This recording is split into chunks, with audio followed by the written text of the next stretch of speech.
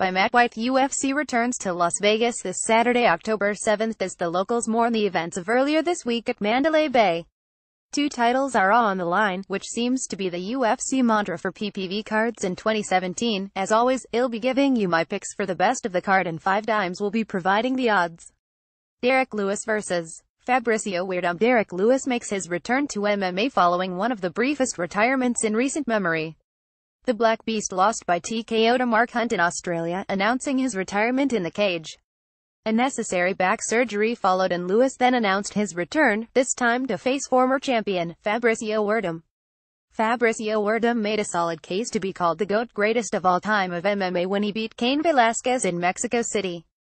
At that point he had beaten the best heavyweight in the UFC, as well as Strikeforce, Fedor Emelianenko, and Pride, Antonio Rodrigo Nogueira, all by submission.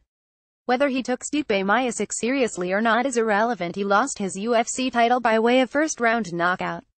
The fact that this is going to be fought over 3 rounds is key for me. Lewis has already shown he has very little in the way of cardio, unsurprising for a man of his size, whereas Werdum has been through his share of rounds and will clearly have the edge in conditioning. Lewis' best chance of a win comes by catching Werdum cold, but I don't see that as a likely outcome and will take the Brazilian to work the distance, tiring out Lewis en route to a late submission or decision win. Recommendation: Fabricio Werdum 3 units at 230-1013 at 5 Demetrius Johnson vs. Ray Borg. Demetrius Johnson is a man who stands on the cusp of true greatness, in MMA terms at least. He reigns supreme as the best fighter to put on a pair of gloves at 125 pounds, is number 1 in the pound-for-pound list, and is tied with Anderson Silva for the most UFC title defenses.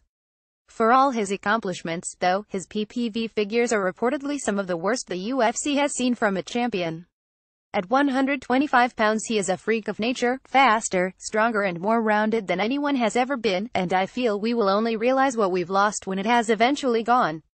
Ray Borg is a man who gets the title shot not because he has plowed his way through the top 10, but because the man he faces on Saturday has already done that for him. In some cases, twice. Borg may be the luckiest 125 lbr in the unluckiest position.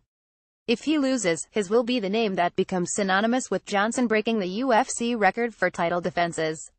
Borg should consider himself extremely lucky to have this fight rebooked after he withdrew at very late notice.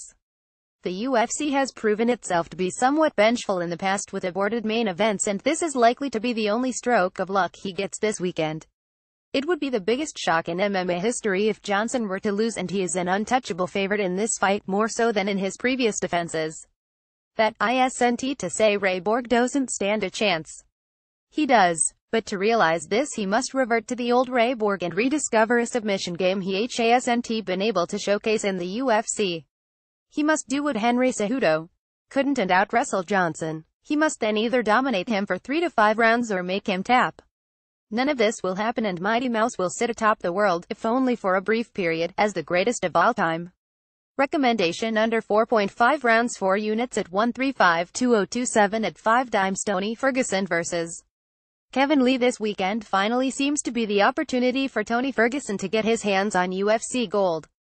Failed bookings against Khabib Nurmagomedov, the last for the interim title, has seen Ferguson spend 15 months off the mat and in the Fox studio. In fact, it was in the studio where this fight was born. Ferguson, on air, refused to give Lee the credit he deserved for beating Michael Chiesa. The 155 pounds division has essentially been on a hiatus while Conor McGregor took a year off for the birth of his son and his sojourn into professional boxing.